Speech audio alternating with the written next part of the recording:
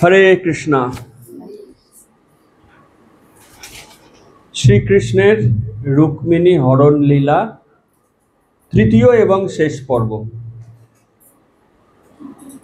তো আমরা দ্বিতীয় পর্বে কোথায় শেষ করেছিলাম?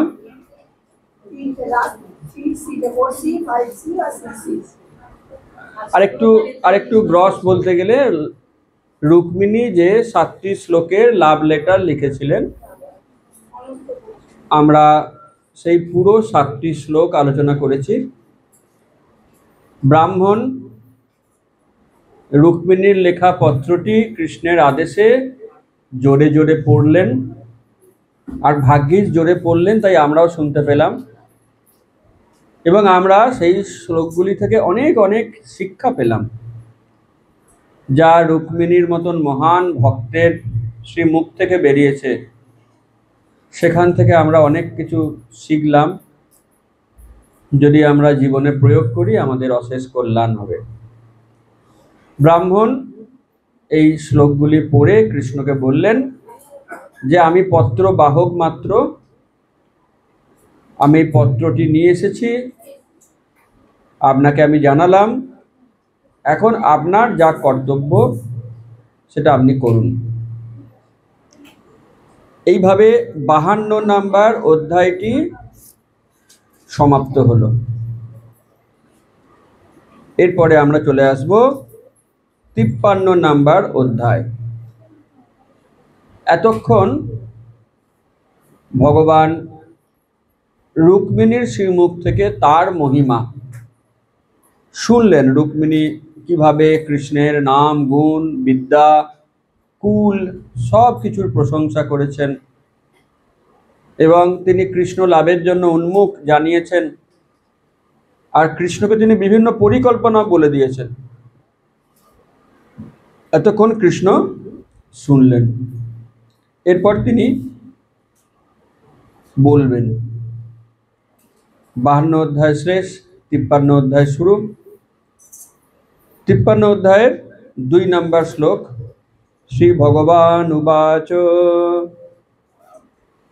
তথাহমপি তচ্চিত্ত নিদ্রাং চ ন লভে নিশি বেদাহং রুক্মিণা দেশান মহাদ্বাহ নিবারিত। অনুবাদ। ভগবান বললেন, ঠিক যেমন রুক্মিণীর মন আমাতে স্থির হয়ে আছে, আমার মনও তার প্রতি স্থির।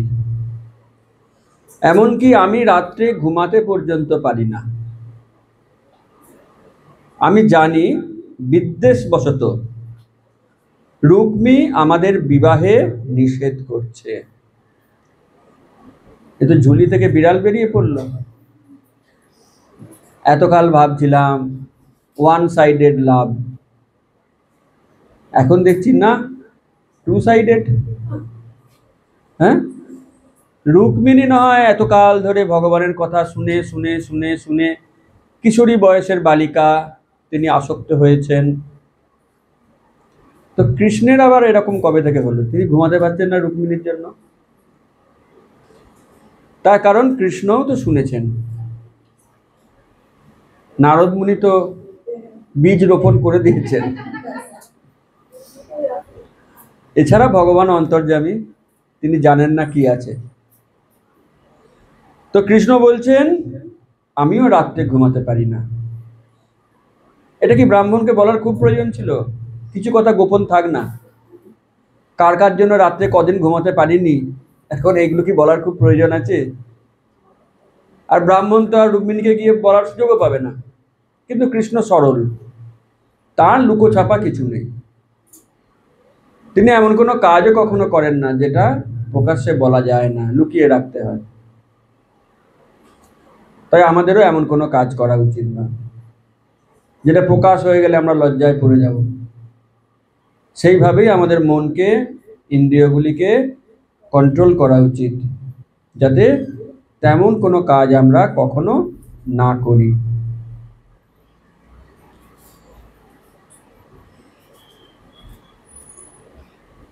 এখানেই শেষ নয়, 3 নম্বর শ্লোকে ভগবান আরো কিছু বলছেন। 3 নম্বর শ্লোকে ভগবান বলছেন, সে নিজেকে সর্বতোভাবে আমার প্রতি সমর্পণ করেছে এবং তার সৌন্দর্য নিষ্কলঙ্ক। যেভাবে জ্বলন্ত কাঠ থেকে মানুষ অগ্নির শিখা নিয়ে আসে, সেইভাবে যুদ্ধে অকর্মণ্য সকল রাজাদের চূর্ণ করার পর আমি তাকে এখানে নিয়ে আসব। হরি বল। ভগবান একদম প্রতিজ্ঞা করলেন, বললেন যে শিয়ালগুলো আমার কি করবে? হুক্কা হুয়াই করবে। ওদেরকে চূর্ণ করে আমি অবশ্যই রুক্মিণীকে উদ্ধার করব। কেন না, এখানে বলছেন যেহেতু সে সর্বতোভাবে আমার শরণাগত। শরণাগতকে রক্ষা করা কৃষ্ণের একটি প্রতিজ্ঞা। কোথায় করেছেন? হ্যাঁ, শ্লোক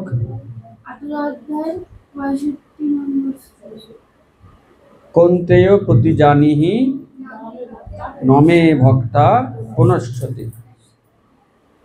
ভগবান বললেন যে আমি অনেক সময় প্রতিজ্ঞা করি, আবার প্রতিজ্ঞা ভেঙেও ফেলি। তাই হয়তো সবাই আমার কথায় অতটা বিশ্বাস করে না, কিন্তু আমার ভক্তের কথা আমি সবসময় রাখি। আমার ভক্তের মুখ দিয়ে যেটা বেরোয় আমি সেটা কি কখনো ভঙ্গ করি না, ভায়োলেট করি না। তাই কৌন্তে অর্জুন, তুমি বলে দাও যে আমার ভক্তের কখনো বিনাশ হবে না। যিনি আমার শরণাগত আমি তাকে অবশ্যই রক্ষা করব।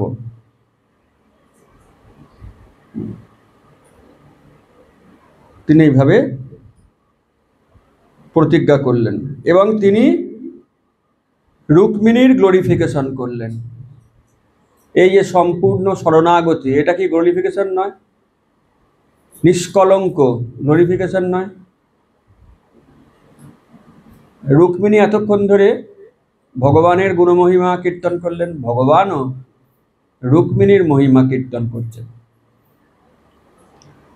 তাই বলা হয় কৃষ্ণ রেসিপ্রোকেটস। এটাই ভক্তের প্রতি ভগবানের রেসিপ্রোকেশন। তাই ছিল প্রভুপাদ যে গোটা দুনিয়া জুড়ে যখন ভগবানের মহিমা কীর্তন করছেন, নিশ্চিতভাবেই ভগবানও কোথাও না কোথাও ছিল প্রভুপাদের মহিমা কীর্তন করছেন। তাই আমরাও যদি ভগবানকে এরকম একদম সেলফলেস সার্ভিস দিই, তো কৃষ্ণ আমাদের কথা নিশ্চয়ই চিন্তা করবেন, স্মরণ করবেন। একটা কাঠবিড়ালির উপকার রামচন্দ্র ভুলতে পারেননি, এমনই রামচন্দ্র বা কৃষ্ণচন্দ্রের হৃদয়। আমরা অনেক বড় বড় উপকারও ভুলে যাই, আমরা অকৃতজ্ঞ, ভগবান কৃতজ্ঞ। সামান্যতম উপকার বা সেবা ভগবান কখনো ভোলেন না।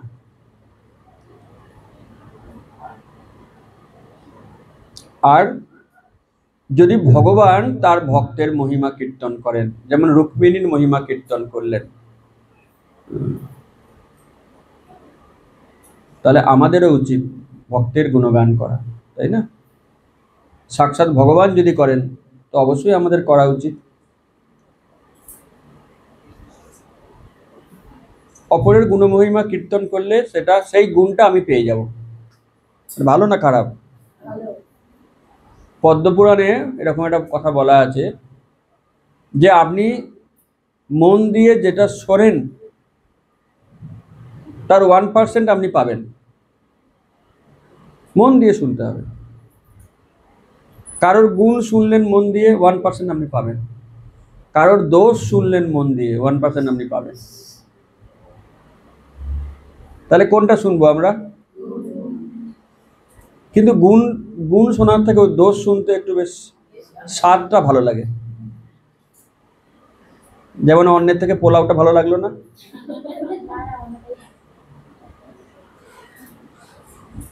তো দোষ শোনার স্বাদটা ভালো লাগে, কারণ মায়া দেবী সেই রান্নাটা করেন। আর আমরা মায়ার সঙ্গে তো ডাইরেক্টলি অ্যাটাচড। কৃষ্ণ তো আমাদের সামনে আসে না, মায়া তো আমাদের সামনেই ঘোরাফেরা করছে। অতএব মায়াদেবী সরাসরি বিভিন্নভাবে আমাদেরকে প্রভাবিত করার চেষ্টা করেন। তবু আমাদের এই শাস্ত্র থেকে বুদ্ধি নিতে হবে। এই যে আমরা বলি না, ইন্দ্রিয়গুলির রাজাকে মন, তাহলে মন পরিচালনা করে ইন্দ্রিয়দেরকে, আর মনকে কে পরিচালনা করে? বুদ্ধি। যদি বুদ্ধি স্ট্রং হয় তাহলে মন এদিক ওদিক হতে সাহস করবে না। কেমন করে বুদ্ধিকে স্ট্রং করব? ভাগবত পড়ে, হরি কথা শুনে। আমরা কালকে আর আজকে যে কথাগুলো শুনলাম, একটু বুদ্ধির পাগলো কি? যদি আমরা ভাগবতকে মন দিয়ে শুনি, প্রতিটা অক্ষর যদি আমরা খুঁটিয়ে খুঁটিয়ে পড়ি, বুদ্ধিটা পাকবে, ম্যাচিওর হবে। শাস্ত্র গ্রন্থ পড়লে বুদ্ধিটা স্ট্রং হয়। জ্ঞান বুদ্ধি বাড়ে কিনা শাস্ত্র পড়লে, হরিকথা শুনলে, প্রভুপাদের কথা শুনলে? তাহলে যত বেশি আমরা শাস্ত্র গ্রন্থ পড়বো এবং হরিকথা শুনবো, তত আমাদের বুদ্ধিটা আস্তে আস্তে স্ট্রং হবে, এবং তত সেই বুদ্ধি আবার মনকে কন্ট্রোল করবে, আর মন কন্ট্রোল করবে ইন্দ্রিয়গুলিকে। আমরা যখন থেকে শাস্ত্রে পড়লাম যে একাদশীর দিনে অন্নপ্রসাদ খেলে কি ভয়ঙ্কর পাপ হয়, কোত্থেকে পড়লাম? আমরা পড়লাম বা শুনলাম, তাহলে আমার বুদ্ধিটা ওইটাকে ক্যাচ করে নিল। এখন কি আর মন বলার সাহস পায় যে একাদশী দিনকে অন্ন পাবো? ইন্দ্রিয়গুলো কি এটা চিন্তা করারও সাহস পায়? সাহস পায় না, কারণ জানে আমাদেরকে একদম মেরে ফেলবে, বেঘরে প্রাণটা যাবে। সাহসই পায় না। সাহস পায় মঞ্জু মাতাজি? হ্যাঁ, কি মনে হয় একাদশীর দিন?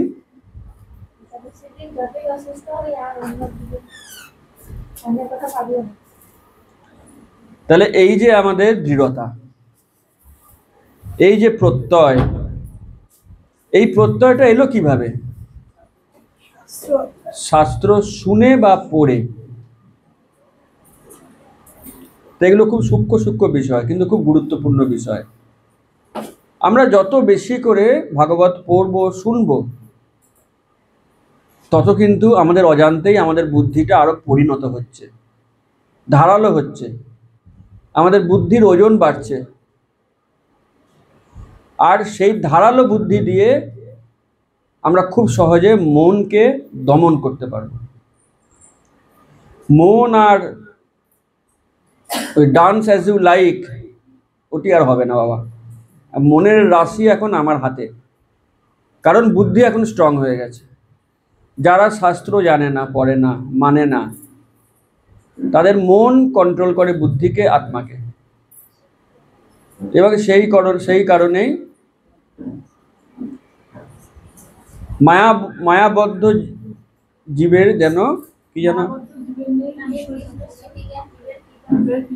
না, ওইটা তো একটা আছে, পিশাচি পাইলে যেন মতিচ্ছন্ন হয়, মায়াবদ্ধ জীবের হয় সে ভাবের উদয়। তো যারা শাস্ত্রগ্রন্থ পড়ে না, শোনে না, তারা মায়ার আন্ডারে থাকে। এখানে বসবেন কমফোর্টেবল নাকি খাটে যাবেন? ওকে। তাহলে তাদের পিশাচি পাইলে যেমন অবস্থা হয়, পিশাচি পাওয়া মানে ভূতে পাওয়া। ভূতে কি পায় মানুষকে? হ্যাঁ,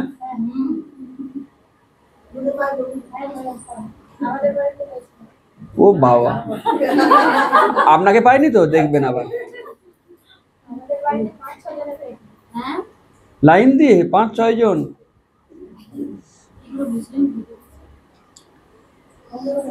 ভূতে পায় মানেটা কি? ভূতের তো শরীর নেই, ভূত অশরীরী। ভূতের জিহ্বা নেই খাওয়ার মতন, কিন্তু খাওয়ার ইচ্ছা আছে।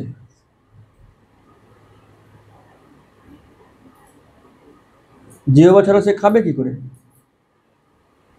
কিন্তু ভূতের ইন্দ্রিয়গুলি সূক্ষ্ম রূপে আছে, মানে ভূত মানে আত্মা, আত্মার যেরকম এই আমাদের চোখ কান নাক বহির ইন্দ্রিয় আছে না, এগুলো গ্রস, আত্মার কিন্তু সূক্ষ্ম ইন্দ্রিয় ওর মধ্যে ইনবিল্ট আছে। আত্মা ইন্দ্রিয়হীন নয়, কিন্তু ওই ডিফল্ট ইন্দ্রিয়গুলো দিয়েও খেতে পারবে না, আস্বাদন করতে পারবে না।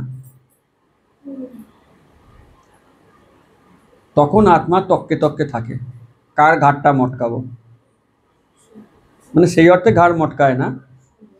কিন্তু যে সমস্ত জীবাত্মা অপরিষ্কার অপরিচ্ছন্ন অবস্থায় থাকে, ভগবানের নাম মুখে নেয় না, রেগুলার স্নান করে না, সন্ধ্যার সময় আরতি করে না, শাঁখ বাজায় না, মানে বেদিক রুলসগুলো সব ভায়োলেট করে, সেই সব আত্মা খুব দুর্বল হয়ে যায়। হবে কি না? শাস্ত্র পড়লে বুদ্ধি দুর্বল হয়, বুদ্ধি স্ট্রং হয়, ন্যাচারালি আত্মা স্ট্রং হয়, হরিনাম করলে আত্মা স্ট্রং হয়। তো মানেজি খাটে গেলে মনে সুবিধা হবে।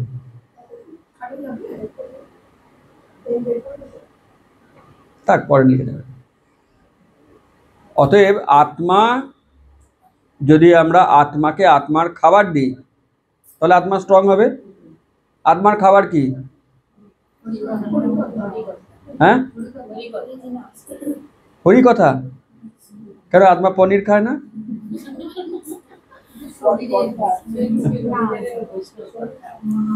হ্যাঁ, আত্মা স্পিরিচুয়াল, ভগবানের নাম হচ্ছে আত্মার খুব প্রিয়। তো যত বেশি আমরা আত্মাকে তার ফুড সাপ্লাই করব, সে স্ট্রং হবে। আর উল্টোটা করলে সে উইক হবে। তার উপর যারা শাস্ত্র পড়ে না, তাদের বুদ্ধি উইক, আর ইন্দ্রিয়গুলো খুব স্ট্রং, তারা পুরোটাই ইন্দ্রিয়ের অধীনে চলে। ইন্দ্রিয়গুলি যেমন যেমন চায় সে তেমন তেমন করে, এবং তার ফলে তারা অনেক নোংরা কাজ করে, অনেক অকাজ কুকাজ করে। আমরা বলি অনেক সময়, আরে ও তো মানুষ নয়, ও একটা পিশাচ, বলি না, ওটা রাক্ষস হয়ে গেছে। তো যাকে আমরা মুখে বলছি ও পিশাচ, তো পিশাচরা তাকে পছন্দ করে। এই তো পেয়েছি একজন, সেই শরীরটার মধ্যে ওই আত্মাকে সাইড করে এই আত্মা ঢুকে পড়ে, সে ওই শরীরটার দখল নেয়, আর তার প্রজা হিসেবে আসল আত্মাটাকে, তুই বস থাক। এমনিতে দুজন তো আছে হৃদয়ে, কটা আত্মা আছে? থার্ড জন ঢুকে পড়ে, সেটা হচ্ছে প্রেতাত্মা ঢুকে পড়ে। সে বলে দুজন তো আছি, তিনজনও থেকে যাব, চিন্তা নেই।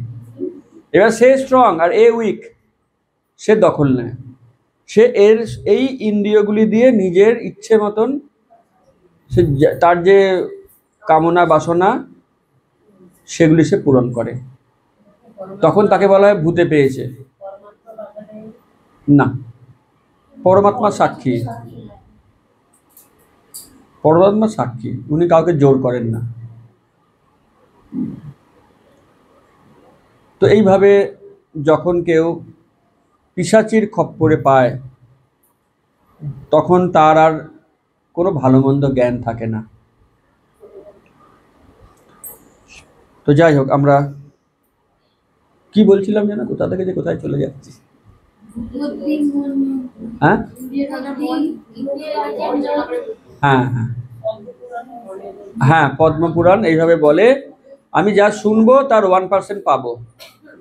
যদি আমি ভালো কথা শুনতেই থাকি, সেই পার্সেন্টেজ আমি লাভ করব, আমার বুদ্ধি স্ট্রং হবে, ইন্দ্রিয়গুলিকে মনকে আমি পারবো নিয়ন্ত্রণ করতে, এবং আত্মা খুব স্ট্রং হবে। আস্তে আস্তে এইভাবে সেই আত্মাটি মুক্তির পথে এগিয়ে চলবে। তো ভগবান এইভাবে রুক্মিণীরও মহিমা কীর্তন করলেন। তারপর তিনি ব্রাহ্মণকে জিজ্ঞেস করলেন শুভ কাজটা কবে। ব্রাহ্মণ বললেন আর সময় নেই, সময় একদমই নেই, শুভ কাজ এসে গেছে। তখন ব্রাহ্মণ বললেন, কৃষ্ণ বললেন, দারুক গাড়িতে স্টার্ট দাও, মার্সিডিজ বের করো। ভগবানের মার্সিডিজ হচ্ছে ঘোড়ার গাড়ি। ঠিক আছে, দারুক বললেন আমি প্রস্তুত। তো ব্রাহ্মণকে বললেন চলুন আমার সাথেই যাবেন। ব্রাহ্মণকে নিয়ে কৃষ্ণ রওনা দিলেন।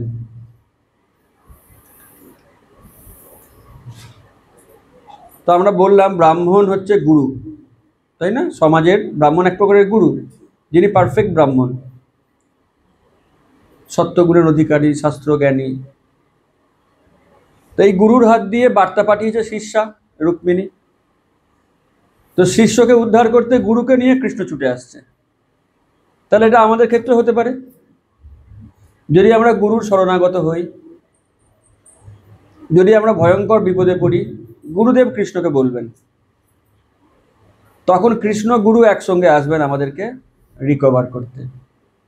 তাহলে কার ক্ষমতা যে আমাদেরকে বিপদে ফেলে? এইভাবে গুরু কৃষ্ণ হাতে হাত মিলিয়ে একজন বদ্ধ জীবাত্মাকে উদ্ধার করে। খুব সুন্দর কোলাবোরেশন আছে। কৃষ্ণ বদ্ধ জীবাত্মাকে পাঠায় গুরুর কাছে, গুরু তাকে ভালো করে সাবান মাখিয়ে স্নান করে ধুলো ময়লা ঝেড়ে শুদ্ধ করে পাঠিয়ে দেয় কৃষ্ণের কাছে। সার্কেলটা ক্লোজ হয়ে যাচ্ছে না? বদ্ধ জীবাত্মাকে কৃষ্ণ পাঠাচ্ছে গুরুর কাছে, গুরু তাকে ট্রেনিং দিচ্ছে, শেখাচ্ছে, বকছে, আদর করছে, ভালোবাসছে, তাকে শুদ্ধ করে একদম ভগবত ধামে ঠিকানা লিখে পাঠিয়ে দিচ্ছে কৃষ্ণের কাছে। কৃষ্ণ বলছে বাহ, লিস্ট বিলিভ পেয়ে যাচ্ছি, 5 জনকে পাঠিয়েছি, 5 জনই আমি পেয়ে গেলাম। তো কৃষ্ণ গুরুকে খুব পিঠ চাপড়ে দিচ্ছে। এইভাবেই চলে, গুরু আর কৃষ্ণ দুজনে মিলে হাতে হাত ধরে। শুধু গুরু কৃষ্ণ নয়, আমাদেরকে উদ্ধার করার জন্য আরো অনেক এজেন্ট সক্রিয়, এজেন্টের ছড়াছড়ি। আমি যেমন যখন চাকরি পেয়েছি, এলআইসির এজেন্ট দেখলি দৌড়ে পালাতাম, ধরলে আর ছাড়বে না, এলআইসি করিয়েই ছাড়বে। তেমনি অনেক জড়জাগতিক মানুষ ইস্কনের এজেন্ট দেখলেই পালায়, কারণ জানে যে এর খপ্পরে পড়লে এই আমাকে ভক্ত বানিয়েই ছাড়বে, হরে কৃষ্ণ করিয়েই ছাড়বে। তা আমরা হচ্ছি হরে কৃষ্ণর এজেন্ট। আমাদের একবার যদি কেউ প্রশ্রয় দিয়েছে তাহলে তার গেছে সর্বনাশ। তাই অনেকে আমাদেরকে এড়িয়ে যায়, কথাই বলতে চায় না, একদম মুখ বন্ধ। ওই যখন অস্ট্রেলিয়ায় গিয়েছিলাম, একজন ওখানকার ভক্ত, বাংলাদেশি তার বাড়ি, আমাকে বলছিলেন যে জানেন আমার বাবা ঢাকা ইস্কন মন্দিরে প্রত্যেক দিন যাবেই যাবে, ঝড় হোক বৃষ্টি হোক বাবাকে আটকানো যায় না। আমি বললাম বা আপনার বাবা তো দারুণ ভক্ত, তাহলে বলছে হ্যাঁ প্রত্যেক দিন বাবা ইস্কন মন্দিরে যাবেই। বাহ, খুব ভালো লাগলো শুনে। তারপরে বললেন তবে, তবে কি? মুখটা একদম বন্ধ করে যাবে, কোনো ব্রহ্মচারীকে কথা বলার সুযোগই দেবে না, গড়গড় করে ঢুকবে, প্রণাম করবে, উল্টো গেট দিয়ে বেরিয়ে আসবে। এটা কিরকম না, বাবা জানে যদি একবার আমি একটু ওদিকে প্রশ্রয় দিই তাহলে আমাকে ভক্ত বানিয়ে ছাড়বে। 10 বছর ধরে রেগুলার ইস্কন মন্দিরে যাচ্ছে, একবারও হরিনাম করবে না, হরে কৃষ্ণ করবে না, গীতা পড়বে না, কোনো ভক্তের কথা শুনবে না। তাহলে কি করে না, একটা কোনো কোনো জায়গা থেকে শুনেছে যে রোজ কৃষ্ণ মন্দিরে গেলে কিছু পাওয়া যায়, অর্থ টর্থ ইত্যাদি ইত্যাদি, তো সেই কারণে যায়, কিন্তু খুব সাবধানে থাকে যেন আমি কারোর, যেন আমার ব্রেনটাকে ওয়াশ করে না দেয়, ব্রেনে ময়লাগুলো থাক, ওয়াশ করে দিলে তো পরিষ্কার হয়ে যাবে। কত রকমের মানুষ আছে, এবং সে তার ছেলেকেও সাবধান করে দেয়, খবরদার মন্দিরে যাবি কিন্তু ওদেরকে একদম প্রশ্রয় দিবি না। যদি একটু তুই একটু হাসিস মুখের দিকে তাকিয়ে, বা যদি 2 মিনিট কথা বলিস, তুই আর ওখান থেকে বেরোতে পারবি না। এখন আমাদেরকে তো কেউ এই পরামর্শ দেয়নি, আমরা ফেঁসে গেছি, আর বেরোতে পারছি না। তো উনি ফাঁসেননি, উনি একদম খুব স্ট্রং। তো এইভাবে অনেক এজেন্ট সক্রিয়, আশেপাশে ভগবান অনেক এজেন্ট ছড়িয়ে রেখেছেন। তারা সবাই মিলে একটা সিস্টেম, একটা ইকোসিস্টেমের মধ্যে এই জীবাত্মাগুলিকে উদ্ধার করার কাজ করছে।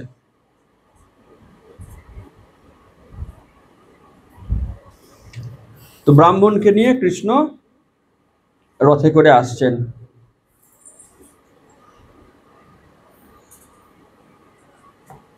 সেই রথের বর্ণনা রয়েছে, ঘোড়ার বর্ণনা রয়েছে। এদিকে বিদর্ভতে রাজকন্যার বিবাহ বলে কথা, পুরো শহর সুন্দর করে সাজানো হচ্ছে, রাস্তাগুলি ধোয়া হচ্ছে, বড় বড় তোরণ তৈরি হচ্ছে। এই যে আমরা অনেক সময় কোনো শুভ অনুষ্ঠান হলে আম শখা দিয়ে শিগলি করি না, কলা গাছ লাগাই না, ভাগবতমও তার বর্ণনা আছে।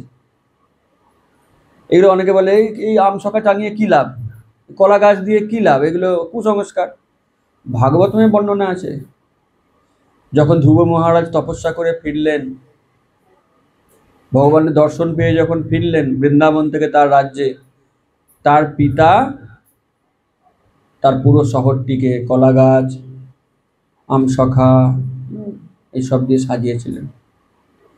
অতএব যেগুলো বহুদিন ধরে চলে আসছে, যেন সেগুলো সব কিছুকেই আমরা কুসংস্কার বলে উড়িয়ে না দিই। নাস্তিকেরা বারবার বলে কুসংস্কার কুসংস্কার, তারা কখনো বলে না সুসংস্কারটা কি। বলে সুসংস্কার হচ্ছে ভোরে উঠে স্নান করো, তিলক করো, আচমন করো, মঙ্গল আরতি করো, হরিনাম করো। এই নাস্তিকের দল খালি কুসংস্কার কুসংস্কার আউড়ে যায়। তারা ভক্তের বাড়িতে গেলে জানতে পারবে সুসংস্কার কাকে বলে। আমরা সুসংস্কারের শিক্ষা দিই, কুসংস্কার নয়। তাই একজন ভক্তের সঙ্গে কেউ 10 মিনিট কথা বললেও সে বুঝতে পারে যে এ সাধারণ ব্যক্তিদের মতো নয়। এটা পরিষ্কার বুঝতে পারা যায়। ভক্তের আচরণ, তার কথাবার্তা, মনোভাব জড় জগৎ থেকে সম্পূর্ণ আলাদা। আলাদা হওয়া উচিত, তা না হলে সে ভক্ত হতে পারেনি।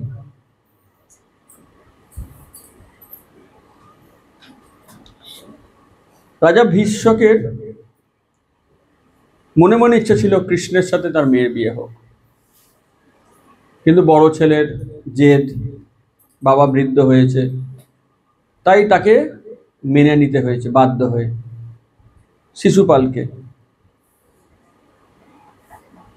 তো যাই হোক, গোটা শহর সুন্দর করে সাজানো হয়েছে। এখন কার জন্য সাজায় আর কে বিয়ে করে সেটা আমরা বুঝতে পারি না। কৃষ্ণ বলছে ভালো করে সাজাও, অসুবিধা নেই, আমি তো যাচ্ছি। রাস্তা ফাস্তা ধুয়ে সাফ করে বিভিন্ন রঙের পতাকা লাগিয়েছে, বিজয় তোরণ ধ্বজ এসব করেছে, এবং সমস্ত নাগরিকেরাও পরিষ্কার পরিচ্ছন্ন পোশাক পরে সুগন্ধি, চন্দন, মূল্যবান কণ্ঠহার, ফুল, মালা, অলংকার এসব পড়েছে। তাদের গৃহেতে অগুরু দিয়ে সুন্দর তারা ওটাকে সুগন্ধি ব্যবহার করেছে, অগুরু।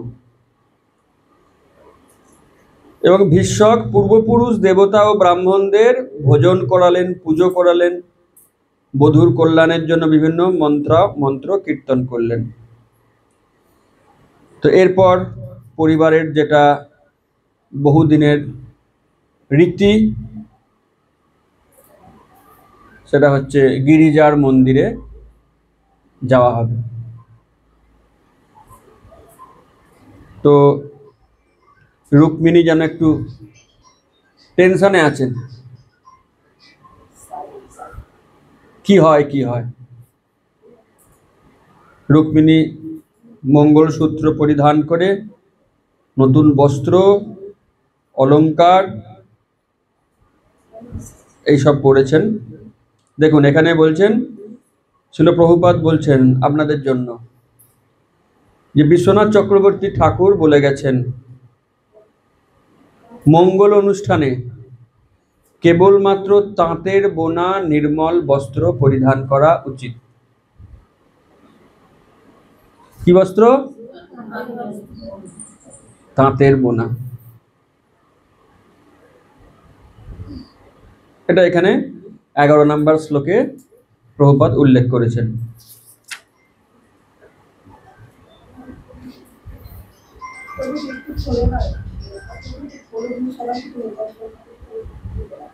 মানে যে আপনি ফোনটাকে অফ করতে পারেন না, না হলে দিন, কেউ শিখিয়ে দেবে, করে দেবে। সাইলেন্ট করে দিন, তাহলেই হবে। তারপরে ব্রাহ্মণগণ বধূর সুরক্ষার জন্য বিভিন্ন মন্ত্র পাঠ করছেন।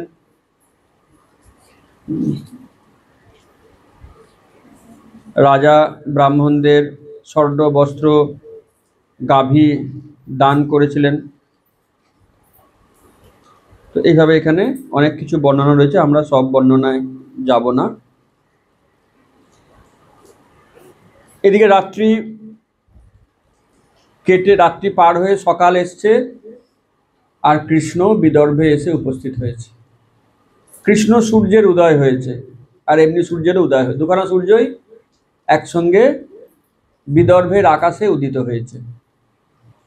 আর বলরাম যখন শুনলেন যে কৃষ্ণ বেরিয়ে গেছেন আর ওখানে একটা ভয়ঙ্কর যুদ্ধ হওয়ার চান্স আছে, তখন বলরামও পুরো সৈন্যবাহিনী সমেত কৃষ্ণের পিছনে চলে এসছেন। দাদা তো ভাইয়ের যদি কোনো অনিষ্ট হয়, চলে এসছেন। কৃষ্ণ তো খালি হাতের মাস্তান, কাউকে লাগে না। কাকে মাস্তানি বলে কৃষ্ণ দেখিয়ে গেছেন, খালি হাতে চলে এসছেন। বলরাম রথ অস্ত্র ফস্ত্র নিয়ে কৃষ্ণকে গার্ড করার জন্য তিনি এসছেন। ভীষ্ম খবর পেয়েছেন যে কৃষ্ণ বলরাম এসছেন। ভীষ্ম বললেন ব্যাপারটা কি, কৃষ্ণ বলরাম হঠাৎ? তারপরে ভাবলেন ও আমার মেয়ের বিয়ে, তো আশীর্বাদ করতে এসছেন। খুব ভালো, খুব ভালো, ওনাদের আশীর্বাদে আমার মেয়ের মঙ্গল হবে। তো ভীষ্ম নিজে ছুটেছেন, এত বড় অতিথি এসছেন, তাদেরকে খুব আপ্যায়ন করেছেন, একদম হৃদয় থেকে আপ্যায়ন করেছেন, ভালো বাসস্থান দিয়েছেন, খাবার দাবার যেন কোনো কিছুর অভাব না হয়, খুব সুন্দর করে তিনি অভ্যর্থনা করলেন। তো কৃষ্ণ বলরামকে দেখে ভীষ্মকের মনে হচ্ছে, তিনি পিতা, যে আমার কন্যার মঙ্গলের জন্য এসছেন, আমার কন্যাকে আশীর্বাদ করতে এসছেন। ভগবানকে দেখে বিভিন্ন ব্যক্তির নিজের নিজের স্থিতি অনুযায়ী বিভিন্ন অনুভব হয়। ভীষ্মকের এরকম অনুভব হলো। আর বিদর্ভের যারা নাগরিক, সেই নাগরিকগণ যখন দেখলেন কৃষ্ণ বলরাম এসেছেন, তো নাগরিকগণ এক দৃষ্টিতে কৃষ্ণকে দেখছেন, তাদের চোখের পলক পড়ছে না। তারা আগে শুনেছিলেন কৃষ্ণ কত সুন্দর, কত গুণী, কিন্তু আগে দেখেননি। এই প্রথম তারা সত্যিকারের হিরোকে দেখছেন, যার প্রত্যেকটা সিনেমা সুপার ডুপার হিট, কোনো ফ্লপ সিনেমা নেই। তাকে দেখে তাদের কি অনুভূতি? তারা ভাবছেন আহা, রুক্মিণী আমাদের বড় আদরের, খুব গুণবতী মেয়ে, রুক্মিণীর সঙ্গে কৃষ্ণের বিয়ে হলে কত ভালো হতো। আর ওই রুক্মিণী সে কোথা থেকে শিশুপালকে ধরে এনেছে। তারপর তারা বলছেন যে আমরা আমাদের জীবনে যা কিছু দান করেছি, ধ্যান করেছি, পুণ্যকর্ম করেছি, আমরা এক্ষুনি সমস্ত পুণ্যকর্মের ফল রুক্মিণীকে দিলাম, যাতে সে কৃষ্ণকে পতি হিসেবে লাভ করতে পারে। এখান থেকে আমরা কি শিক্ষা পাচ্ছি? যদি কোনো ভক্ত খুব ভালো ভক্তি করছে, খুব ভালো সেবা করছে, প্রচার করছে, যাই হোক, এবং সে কৃষ্ণের দিকে আস্তে আস্তে এগিয়ে যাচ্ছে, তখন অন্যদের মনোভাব কি হওয়া উচিত? যে আমরাও বরং আমাদের সমস্ত আশীর্বাদ শুভেচ্ছা তাকে দিচ্ছি যাতে সে কৃষ্ণকে পেতে পারে, এরকম মনোভাব হবে? নাকি মাৎসর্যতাবশত তার প্রতি ঈর্ষা করা ভালো, যে সে যেন এগোতে না পারে, ল্যাং মেরে ফেলে দেবো যেমন করে হোক? তো যার মধ্যে ঈর্ষা থাকবে সে ভগবানের কৃপা কোনোদিন পাবে না। ঈর্ষা হচ্ছে এই জড় জগতের বিষয়। এই জড় জগতের নামই হচ্ছে ওয়ার্ল্ড অফ এনভিয়াসনেস। আর চিন্ময় জগৎ হচ্ছে নির্মৎসর। চিন্ময় জগতে ঈর্ষার কোনো স্থান নেই। তাই ঈর্ষা শূন্য না হওয়া পর্যন্ত কেউ কখনো চিন্ময় জগতে প্রবেশ করতে পারবেই না।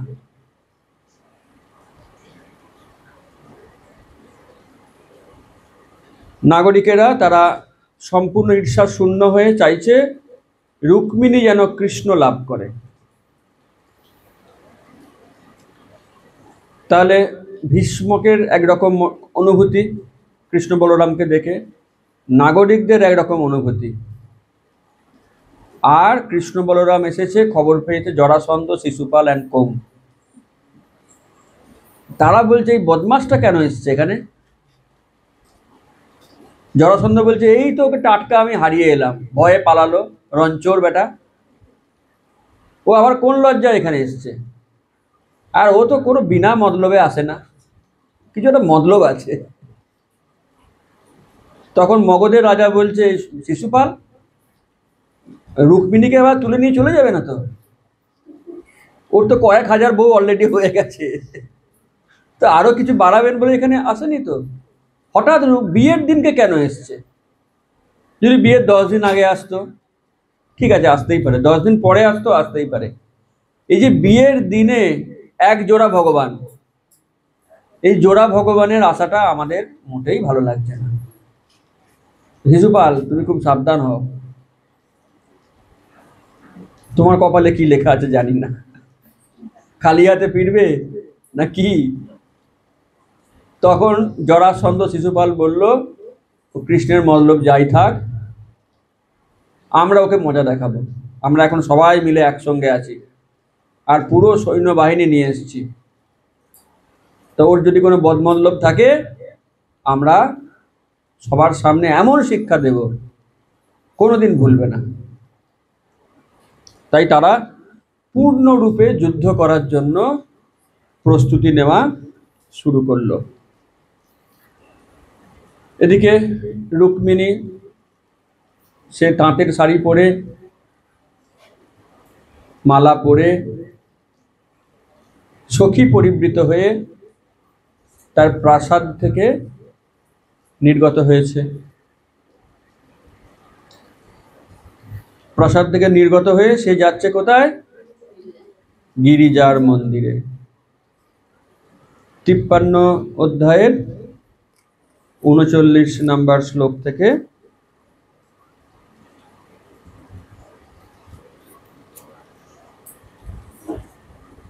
বলা হচ্ছে।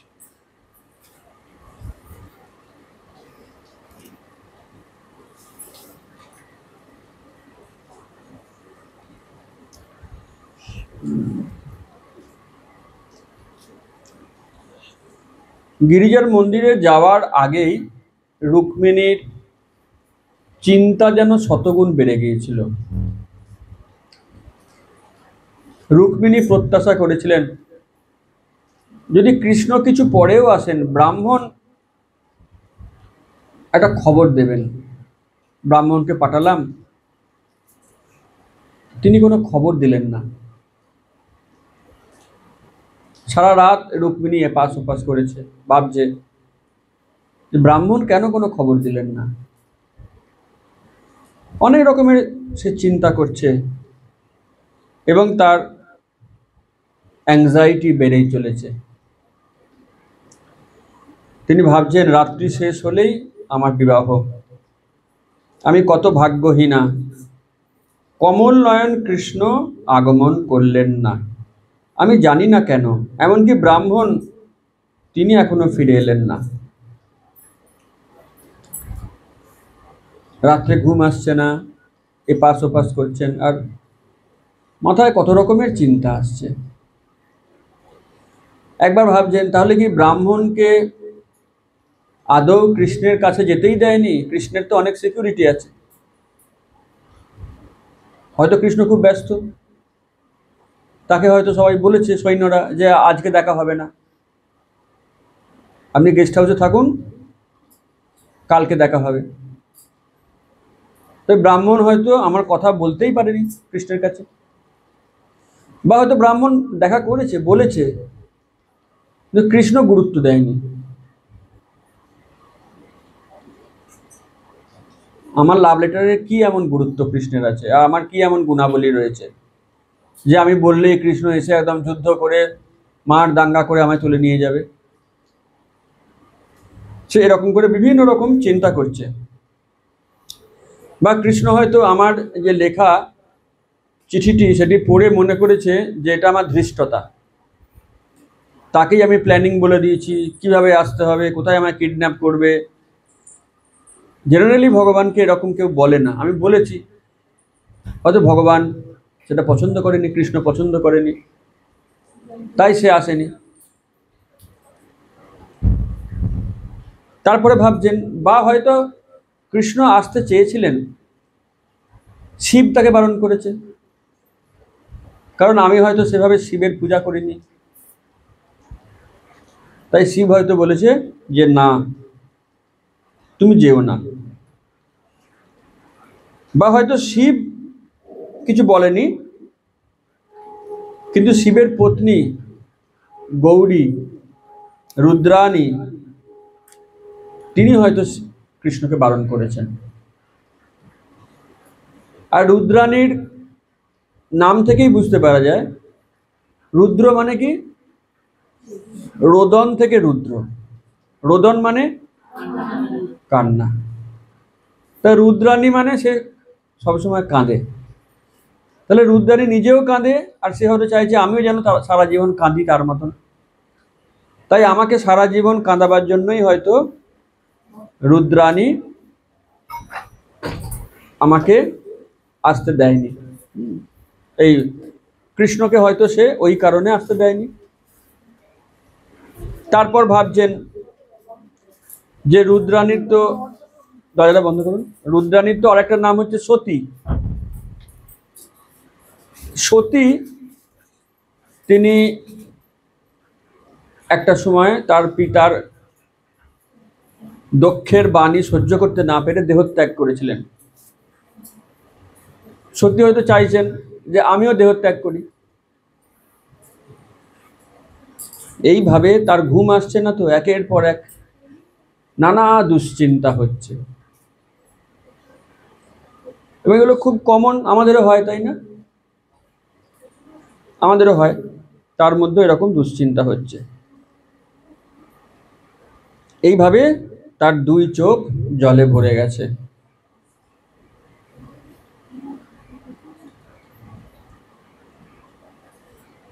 তারপর উনি ভাবলেন এখনো তো সকাল হয়নি, এখনো কিছু আশা আছে। এই বলে তিনি অশ্রুপূর্ণ চোখে দুটো হাত রাখলেন। তারপর তিনি দেখলেন এখানে একটা খুব সুন্দর কথা রয়েছে, 10:53-27। বাম উরুর ভুজ নেত্রম স্ফুরন প্রিয় ভাসিন।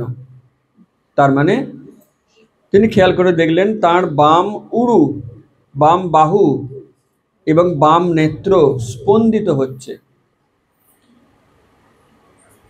বাম চোখ কামলে কি হয়, আর ডান চোখ কামলে অশুভ। হ্যাঁ,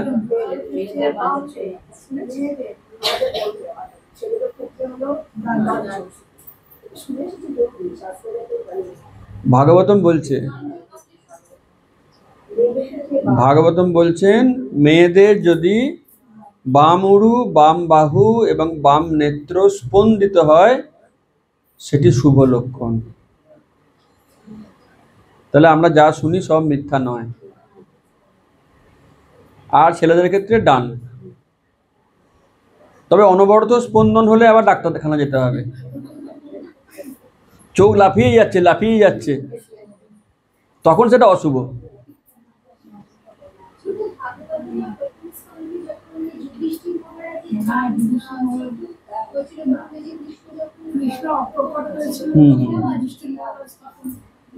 ওখানেও আছে। তাহলে ভাগবতম যেগুলো বলছেন, দেখুন আমরা যেগুলো মানে বড়দের কাছ থেকে শুনে এসেছি, তারা আবার শুনেছি তাদের সিনিয়রদের কাছ থেকে। তো কোনো না কোনো সময় ভাগবত পড়ার চল ছিল, তখন তারা ভাগবত পড়েছিলেন। তারপরে ভাগবত পড়া বন্ধ হয়ে গেছে, কিন্তু এই যে মূল বিষয়গুলো সেগুলো পরম্পরার মাধ্যমে আমাদের কাছে এসছে। তখন এইভাবে রুক্মিণী আশা করলেন যে কিছু শুভ হতে পারে।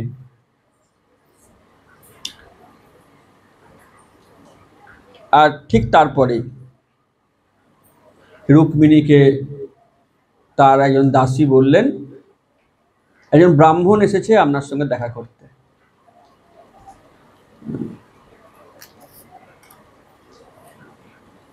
রুক্মিণী বললেন, এক্ষুনি তাকে নিয়ে আসো।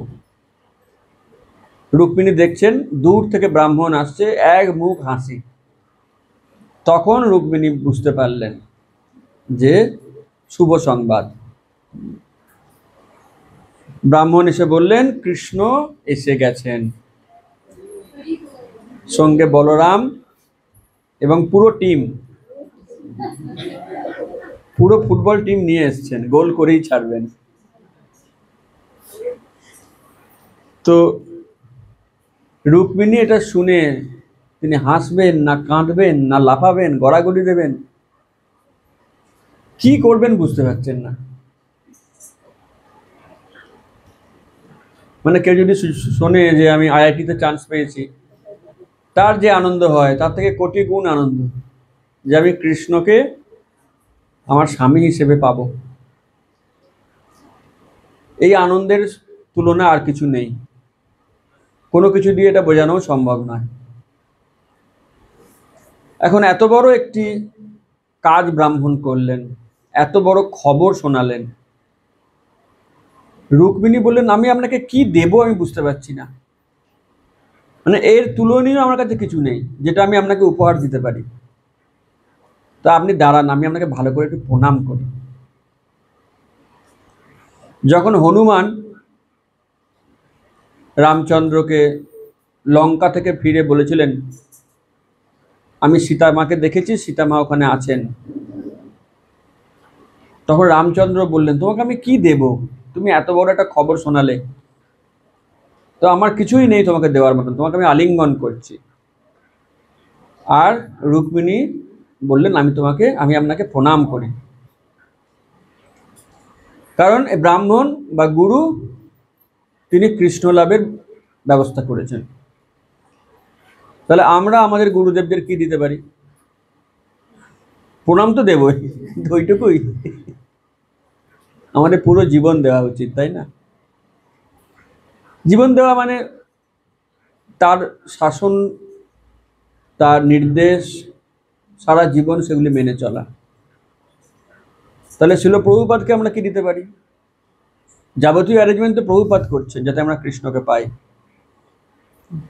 তাহলে প্রভুপাদের কথা অনুযায়ী আমাদের প্রচার করা উচিত, গ্রন্থ বিতরণ করা উচিত, গ্রন্থ পাঠ করা উচিত। এইভাবে কৃষ্ণ লাভের জন্য যে সমস্ত ভক্ত তারা আমাদের সাহায্য করছেন, আমাদের জন্য পরিশ্রম করছেন, তো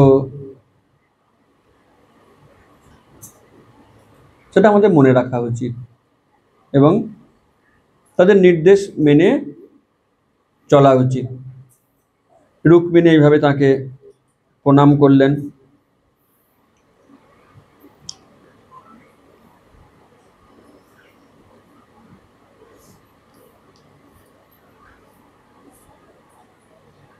তো ভীষ্মক তো গেছেন কৃষ্ণ বলরামের কাছে, তাদেরকে আরতি করেছেন, পূজা করেছেন, বিভিন্ন উপহার সামগ্রী দিয়েছেন। আমার কন্যার বিবাহ, আপনারা এসছেন, আপনারা আশীর্বাদ করবেন। ভীষ্মক জোরহাত করে এরকম বলছেন।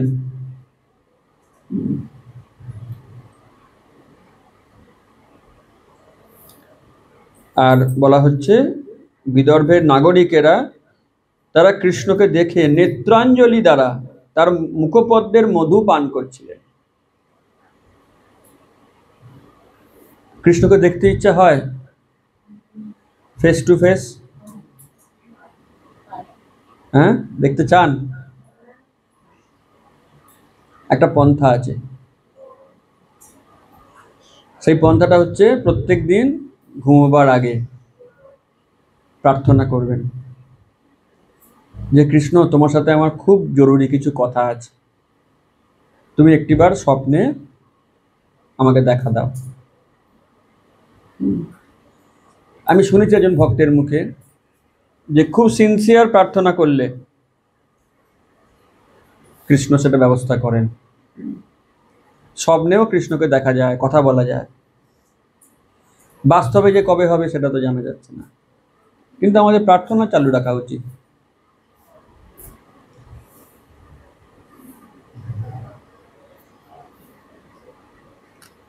এদিকে নগরবাসীরা তারা আস্তে আস্তে আলোচনা শুরু করেছেন যে কৃষ্ণ ছাড়া রুক্মিণীর যোগ্য আর কেউ হতেই পারে না। তারা এবার আস্তে আস্তে প্রকাশ্যেই বলছেন, এতদিন মনে মনে বলছিলেন, এবার তারা উচ্চকণ্ঠেই বলছেন যে কৃষ্ণের উচিত রুক্মিণীকে বিবাহ করা, রুক্মিণী তার জন্য সব থেকে উপযুক্ত।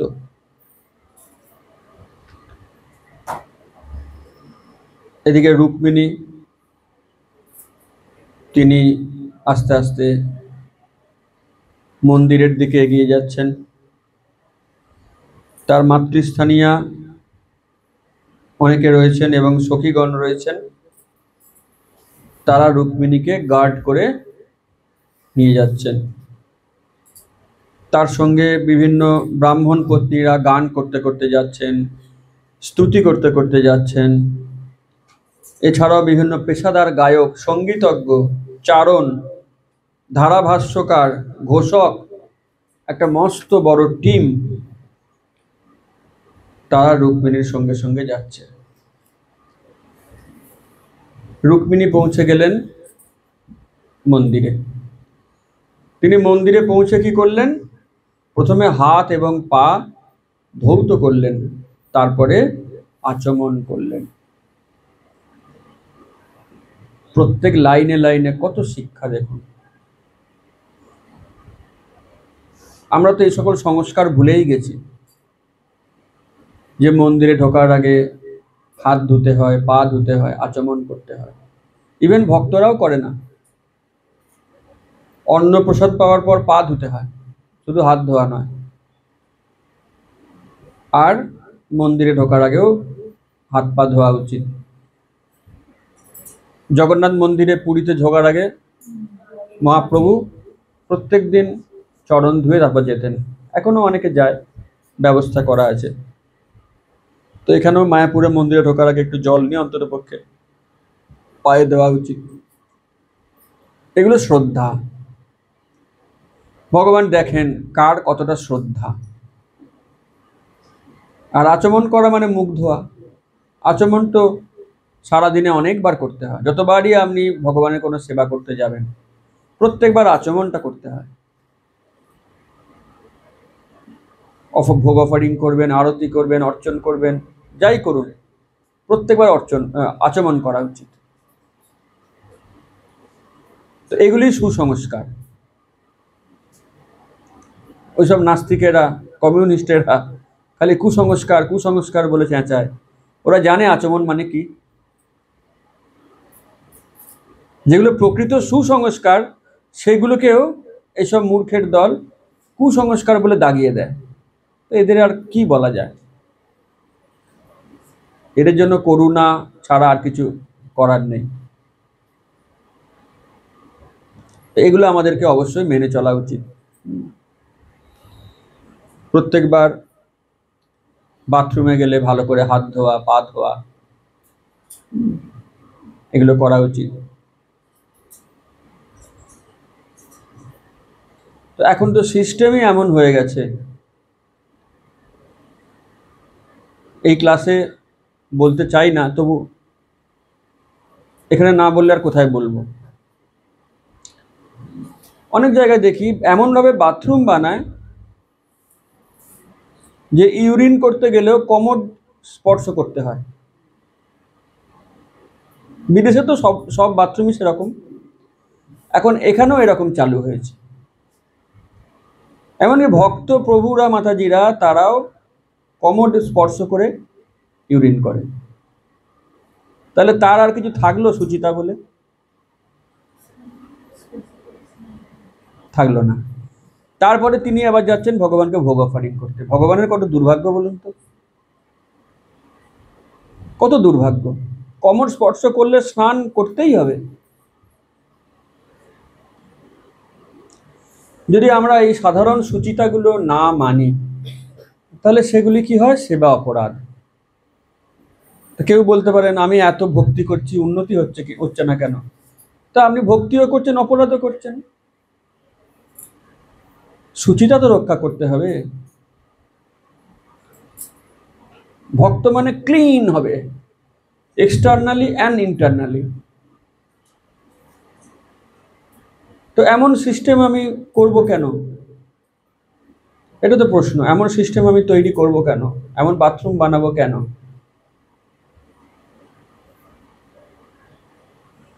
এনিওয়ে, তো রুক্মিণী দেবী হাত পা ধুলেন, আচমন করলেন, শুদ্ধ শান্ত মনে, শুদ্ধ দেহে তিনি মাতা অম্বিকার কাছে গমন করলেন। তারপর তিনি ভবানীর প্রতি শ্রদ্ধা নিবেদন করলেন, প্রণাম করলেন, প্রার্থনা করলেন কৃষ্ণ যেন আমার পতি হন, দয়া করে তা অনুমোদন করুন। তিনি অম্বিকাকে জল, গন্ধ, তণ্ডুল, ধূপ, বস্ত্র, পুষ্পমালা, রত্নমালা, বিভিন্ন অর্ঘ্য, প্রদীপ দিয়ে পূজা করলেন। তো এখন কেউ বলতে পারে যে তাহলে কি আমরা দেবদেবীর পূজাকে অ্যালাউ করলাম? বৈষ্ণবের কর্তব্য না পুজিবা দেব দেবা। তো এখানে বুঝতে হবে, যেমন গোপীরাও যোগমায়ার পূজা করেছিলেন, তাই না? কাত্যায়নী ব্রত করেছিলেন। কি কারণে? যেন কৃষ্ণকে পতি হিসাবে পেতে পারে। রুক্মিণী কি কারণে করছেন? সেম। তাই কোনো দেবদেবীকে প্রণাম করে কৃষ্ণ ভক্তির প্রার্থনা করার মধ্যে কোনো ভুল নেই, বরং করাই উচিত। আর মায়া দেবীকে যদি আমি প্রণাম করে বলি, হে মায়া দেবী, তুমি আমাকে তোমার হাত থেকে রক্ষা করো, তুমি যেন আমাকে ধরো না, আর যাকেই ধরো আমাকে ছেড়ে দাও, এতে অন্যায় কি আছে? তাই দেবী কাত্যায়নী হোক, যোগমায়া হোক, মহামায়া হোক, আমরা প্রণাম করে কৃষ্ণ ভক্তির প্রার্থনা করতেই পারি। চৈতন্য মহাপ্রভু তো যেতেন, শিব মন্দিরে যেতেন না? শিব মন্দিরে গিয়ে তিনি হরিনাম কীর্তন করতেন। দেবদেবীর মন্দিরে গিয়ে শ্রদ্ধা জানাতে কোনো অসুবিধা নেই। অসুবিধাটা হচ্ছে যদি কৃষ্ণ আর দেবদেবীকে এক করে ফেলা হয়, আর ওই সবই এক, যে কালী সেই কৃষ্ণ, যত মত তত পথ, এইসব আজগুবি কল্পনাগুলোতেই আমাদের আপত্তি। অশাস্ত্রীয় সমস্ত উল্টোপাল্টা মতামত। নচেত কোনো দেবদেবী তারা ভগবানের অ্যাসিস্ট্যান্ট, তাদেরকে প্রণাম করে কৃষ্ণ ভক্তির প্রার্থনা করতে অসুবিধা কোথায়? যদি আমরা বাবা, মা, জেঠু, জেঠিমায়ের কাছ থেকে প্রণাম করে প্রার্থনা করতে পারি, তাহলে দেবদেবীরা কি দোষ করলো? দেবদেবীদের সঙ্গে বৈষ্ণবদের কোনো শত্রুতা নেই, বরং বৈষ্ণবরাই সঠিকভাবে দেবদেবীদের শ্রদ্ধা জানায়। অবৈষ্ণবরা মা মা করে ডাকে বটে কালীকে, কালী মন্দিরে বসেই জুয়া খেলে, বিড়ি খায়, চা খায়, কিন্তু বৈষ্ণবরা মা মা করে তো আধিক্যতা করে না, আবার তারা কালী মন্দিরে জুয়া খেলে না, চা খায় না, বিড়ি খায় না। তাই বৈষ্ণবরাই জানে কেমন করে দেবদেবীদের প্রকৃত শ্রদ্ধা জ্ঞাপন করতে হয়। যাই হোক, রুক্মিণী দেবী এভাবে মা দুর্গাকে পূজা করলেন। তারপর এক দাসীর হাত ধরে তিনি আস্তে আস্তে মন্দির থেকে বেরিয়ে এলেন। এদিকে তার বিবাহের সময় তো ক্রমশ এগিয়ে আসছে। রুক্মিণী সারা রাত ঘুমায়নি, আরেকজনও ঘুমায়নি, শিশুপাল। শিশুপালও ঘুমায়নি, কৃষ্ণ এসেছে, কি না করে এখনই। তো ওই যে রাস্তাটা ধরে রুক্মিণী যাবে, এরা তো বড় বড় রাজনীতিবিদ, কূটনীতিতে এদের কিছু কম যায় না। এরা বলছে ওই জায়গাটাই খুব অনিরাপদ, যদি কৃষ্ণ এসে কোনো হাঙ্গামা করে। তাই চলো, আমরা যত পাওয়ারফুল যোদ্ধা আছি, হাতির পিঠে, ঘোড়ার পিঠে, রথে করে আমরা ওই পুরো রাস্তার দুদিকে পাহারা দেব এবং কৃষ্ণ এলেই আক্রমণ করব। তাই তারা সব মানে প্রচণ্ড যারা পাওয়ারফুল যোদ্ধা, বাছাই করা যোদ্ধা, তারা রাস্তার দুদিকে হাতির পিঠে, ঘোড়ার পিঠে, রথের করে দাঁড়িয়ে সারিবদ্ধভাবে। এদিকে রুক্মিণী তিনি ভাবছেন, কখনো তো আমি কৃষ্ণকে নিজের চোখে দেখিনি পর্যন্ত, কি করে চিনব কৃষ্ণকে? এতক্ষণে মনে পড়ল, এত লাভ লেটার পাঠিয়ে এত কিছু করে এখন বলছে আমি তো চিনিই না তাকে। তার রূপের বর্ণনা শুনেছি, তার চোখ দুটি পদ্মের মতন, তার গায়ের রং এরকম, কিন্তু বর্ণনা শোনা আর তাকে দেখা অনেক পার্থক্য। কিন্তু মঞ্জু বন্দ্যোপাধ্যায়কে আমি চিনতেই পারিনি। কতবার ভিডিওটা দেখেছি, ভিডিও দেখে সামনে থেকে বুঝতে পারা যায় না, আর বর্ণনা শুনে কেমন করে বুঝবো? আবার রুক্মিণী এটাও ভাবছেন আমার দুদিকে এত দাসী রয়েছে, তা কৃষ্ণও তো আমাকে দেখেনি, সেইভাবে বুঝবে কোনটা আমি। কারণ রুক্মিণীর সখীরাও যা সাজগোজ করেছিলেন, কার বিয়ে বুঝতে পারা যাচ্ছে না। মৌকা পেলে আর কে ছেড়ে দেয় বলুন? নিজের বিয়ে না কার বিয়ে, এটা আর বুঝতে পারা যায় না। তারাও একদম প্রচণ্ডভাবে সাজগোজ করেছেন।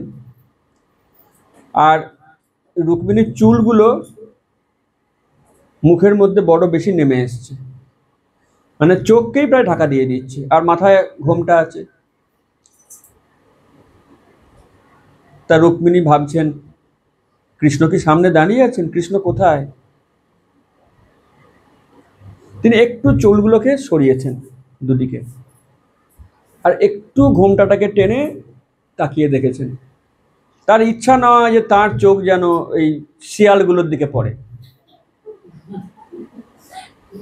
আর এই শিয়ালগুলো কোনোদিন রুক্মিণীকে দেখেনি।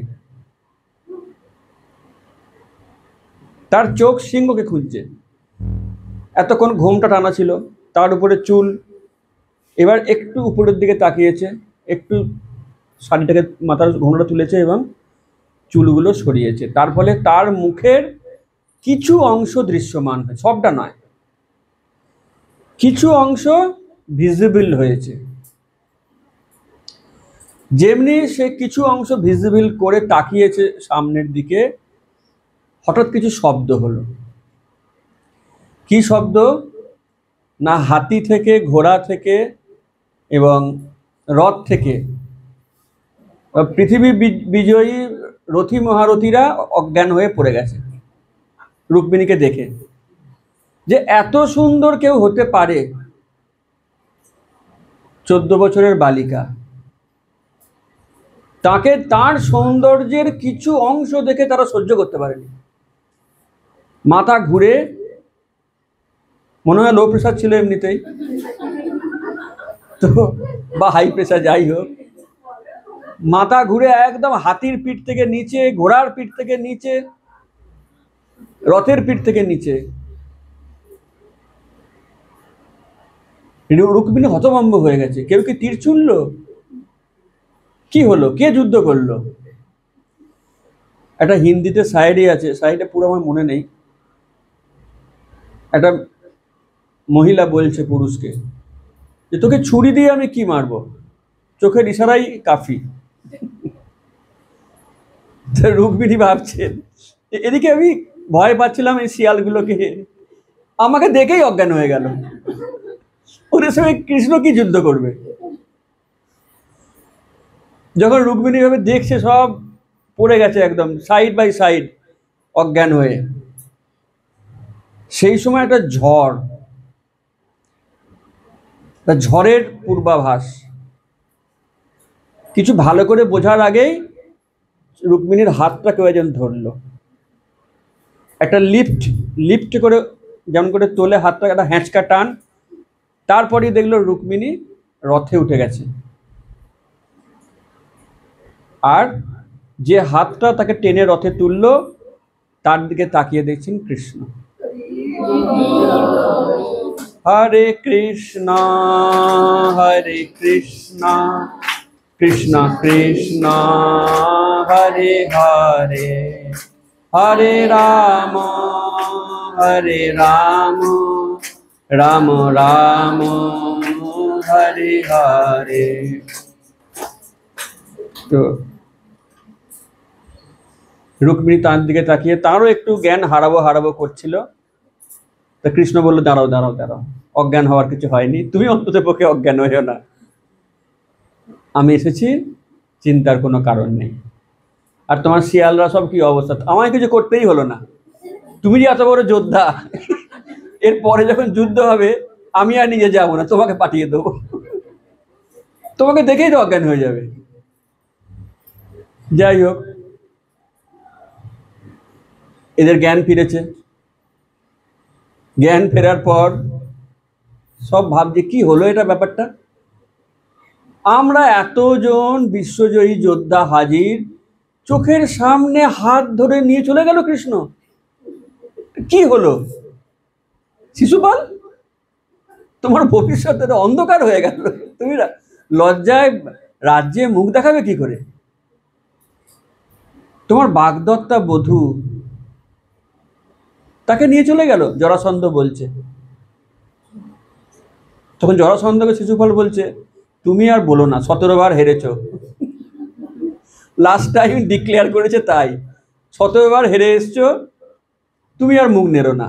তখন শাল্য বলছে দাঁড়াও দাঁড়াও, ঝগড়া করো না, এখন ঝগড়া করার সময় নেই, আমাদের ঐক্যবদ্ধভাবে যুদ্ধ করতে হবে, এখনো সময় আছে, কারণ কৃষ্ণ বলরাম এখনো বিদর্ভে আছে, চলো আমরা সবাই মিলে আক্রমণ করব। তারাও বলছে যে হাতির মুখ, সিংহের মুখ থেকে শিয়াল তুলে নিয়ে চলে গেছে রুক্মিণীকে, তারাও কৃষ্ণকে শিয়াল বলছে আর নিজেকে সিংহ বলছে। কেমন সিংহ তো আমরা দেখতেই পেলাম। তা আমরা সিংহরা আবার শিয়ালকে আক্রমণ করব, আক্রমণ করে আমরা রুক্মিণী